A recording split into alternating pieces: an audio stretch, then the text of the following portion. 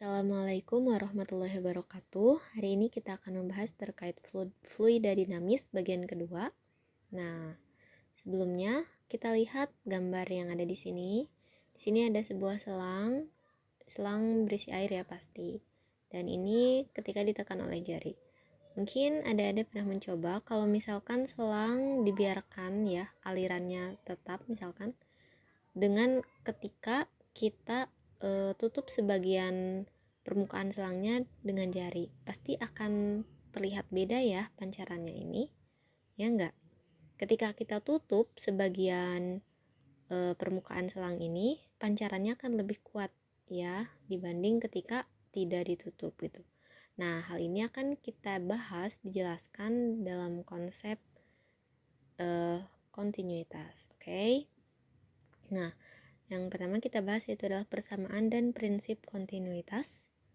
Ini kita bayangkan ya, ada sebuah selang ataupun pipa yang memiliki permukaan yang berbeda. Jadi misalkan di sini ada fluidanya ya, ada airnya di sini mengalir.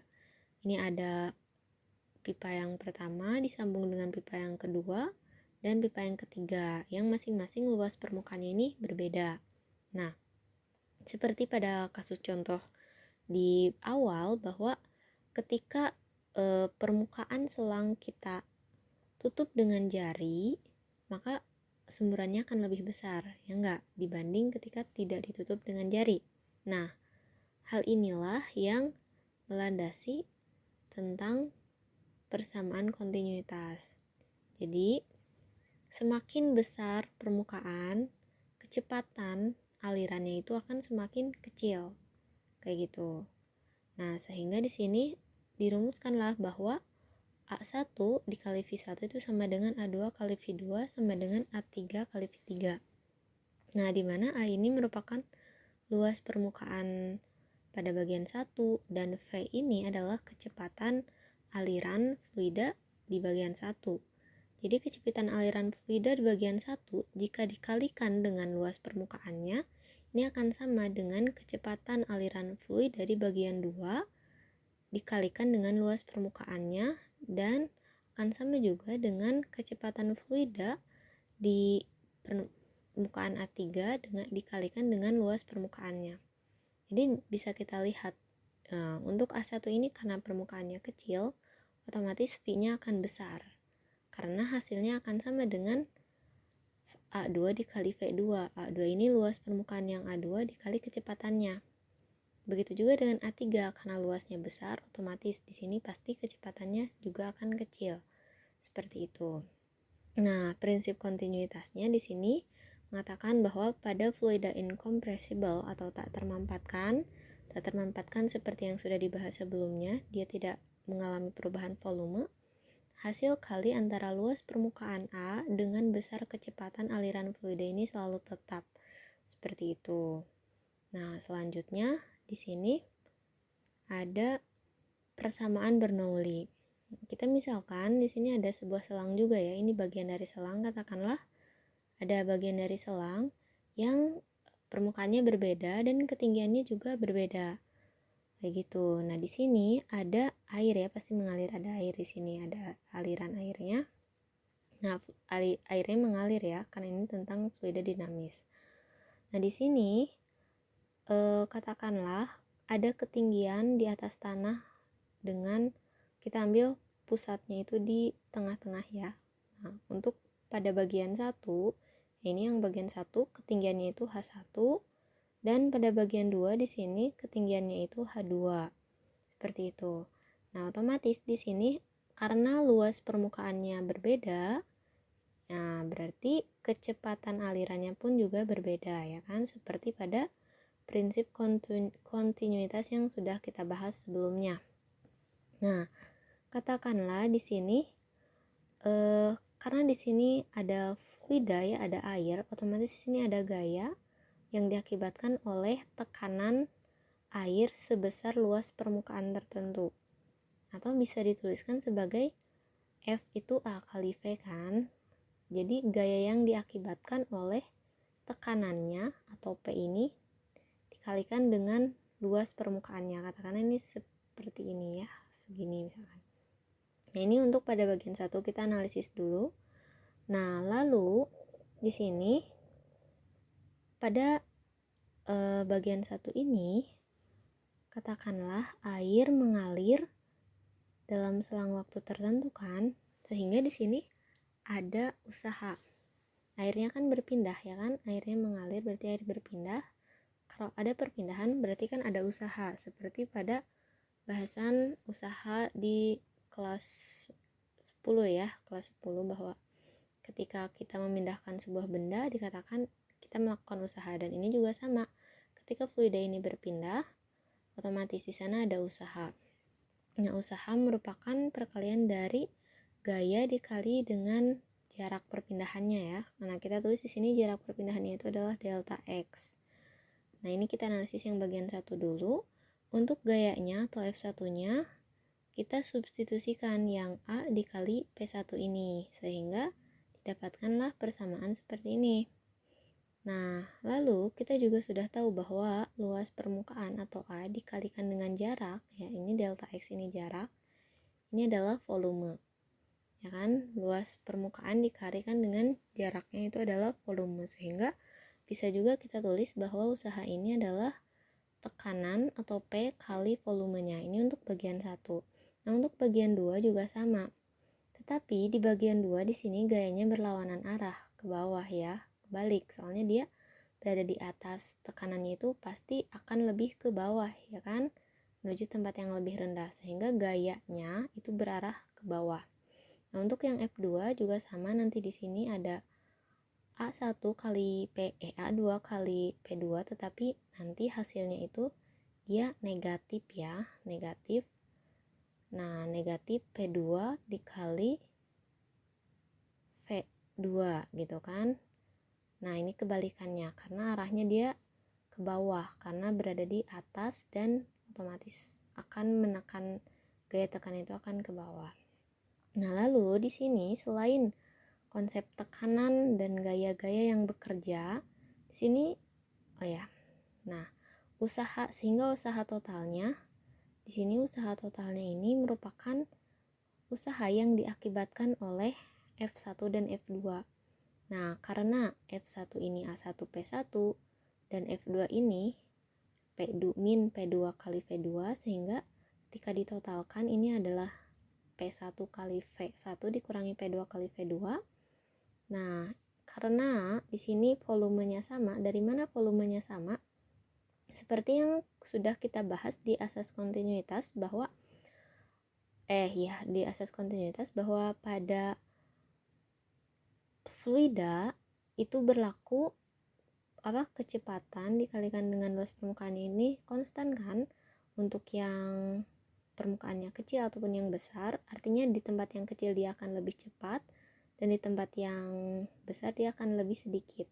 Nah, dengan kata lain dari sini dapat diketahui bahwa kalau misalkan nih di bagian permukaan pipa yang kecil ini dia lebih cepat, berarti kan seperti ini, dan di bagian yang besar dia lebih lambat. Artinya misalkan dalam selang waktu tertentu ini hanya segini untuk bagian besar, dan untuk bagian kecil dia lebih panjang kelihatannya, padahal sebenarnya karena konstan ini berarti volumenya itu akan sama. Jadi volume pada bagian yang kecil ini yang ditempuh ini sama sebenarnya dengan yang di bagian besar, hanya saja di bagian kecil ini dia terlihat lebih cepat. Tapi karena permukaannya kecil ya kan, jadi ketika dikalikan otomatis di sini volumenya itu misalkan V, dan yang besar dia akan lebih lambat. Jadi karena permukaannya besar dia lebih lambat, ketika dikalikan tetap volumenya itu sama. Nah, ini asas kontinuitas juga ya, sebenarnya intinya ke sini gitu.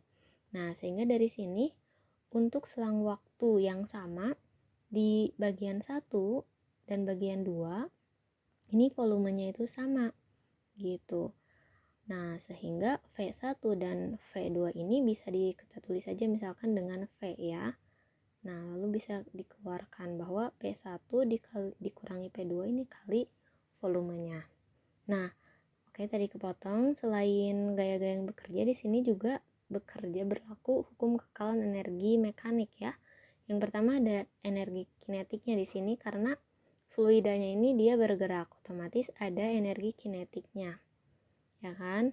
Nah, yang seperti kita sudah tahu bahwa energi kinetik ini adalah setengah mv kuadrat. Nah, karena di sini ada dua keadaan, yaitu ketika di keadaan 1 dan keadaan 2, maka di sini ada dua kecepatan kan yang berbeda. Sudah terlihat dari luas permukaannya berbeda, otomatis kecepatannya juga berbeda. Nah, sehingga perubahan energi kinetiknya di sini adalah setengah mv2 kuadrat dikurangi setengah mv1 kuadrat. Nah, v2 ini kecepatan akhir ya di sini. Oke, nah selain energi kinetik, di sini juga ada energi potensial. Kenapa? Karena di sini ada ketinggian, melibatkan ketinggian. Jadi setiap benda yang berada di ketinggian tertentu dia memiliki energi potensial kan. Nah, di sini juga sama, karena di bagian 1 ada ketinggiannya dan di bagian 2 ada ketinggiannya juga. Maka di sini ada perubahan energi potensialnya, yaitu MGH2 dikurangi MGH1. Jadi ketinggian yang kedua ini dikurangi dan ketinggian yang pertama. Oke. Nah, di sini usaha yang dilakukan di bagian atas ini itu akan sama dengan perubahan energi potensial ditambah perubahan energi kinetiknya. Nah, ketika kita substitusikan bahwa perubahan energi kinetiknya ini seperti ini yang dituliskan di sini dan energi potensialnya ini, dan usahanya kita substitusi yang bagian P1 min P2 kali V, maka ini akan menjadi seperti ini. Nah, lalu selanjutnya setelah kita substitusikan, kita juga tahu nih bahwa kayak di sini bahwa bahwa rho ini atau massa jenis itu akan sama dengan massa persatuan volume. Nah, kalau massa berarti rho atau massa jenis dikalikan dengan volumenya.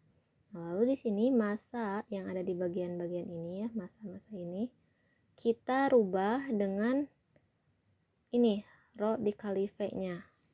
Massa jenis kali volumenya. Untuk apa? Supaya kita bisa mendapatkan nilai volume ini, karena di sebelah kiri, di ruas kiri ini ada volume gitu. Nanti bisa saling habis dibagi ya, saling menghilangkan. Jadi untuk menyederhanakan persamaan ini. Nah, seperti ini. Kalau kita masanya ini rubah dengan rho kali V, ya kan? Ini masanya, semua yang bagian massa ini dirubah dengan rho kali V. Yang ini juga sama. Oke. Nah, di sini kita dapatkan bahwa volume ini ternyata bisa dikeluarkan dari ruas kanan ini, karena semua bagiannya ada volumenya. Jadi ini ada volume, ini volume, volume, dan volume, sehingga volume ini bisa dikeluarkan. Jadi kalau dikalikan ini kali ini ada volumenya, ini kali ini ada volumenya, ini kali ini juga ada volume, dan ini kali ini juga ada volume. Jadi kita bisa keluarkan ini ya.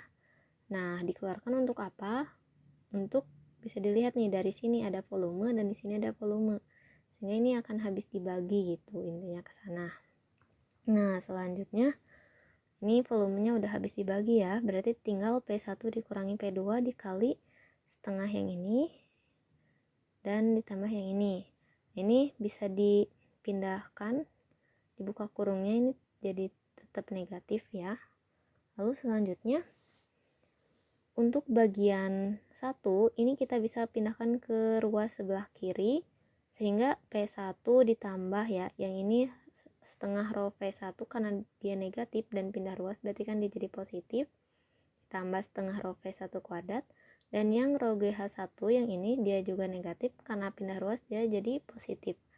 Nah, akan sama dengan yang P2 ini, yang tekanan, dia kan negatif, pindah ruas ke kanan, dia akan jadi positif, seperti itu. Nah, sehingga kita dapatkan persamaan seperti ini. Oke. Selanjutnya, persamaan ini disebut sebagai persamaan Bernoulli. Kita tulis ulang. Ini persamaan Bernoullinya dapat dilihat bahwa P1 ditambah setengah rho V1 kuadrat ditambah rho GH1, dan ini akan sama dengan P2 ditambah setengah rho V2 kuadrat ditambah rho GH2.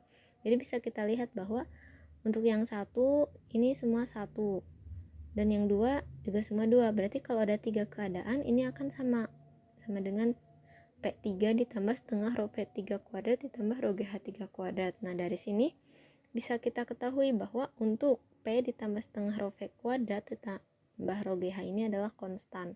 Konstannya itu gimana?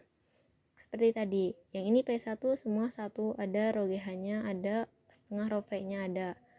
Yang bagian 2 juga sama, seperti itu. Bagian 3 juga sama. Jadi intinya ininya sama, P tambah setengah rho V1 setengah rho V kuadrat ditambah rho GH-nya hanya berbeda bagian 1, 2, dan 3-nya saja. Sehingga ini dikatakan konstan.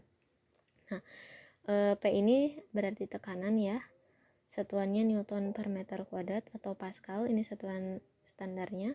Lalu V di sini adalah kecepatan aliran fluida, dan rho ini massa jenis fluida. H ini ketinggian fluida dari titik acuan. Ya, misalkan titik acuan ini kita sepakati di bagian tengahnya. Nah, lalu ini persamaan Bernoulli.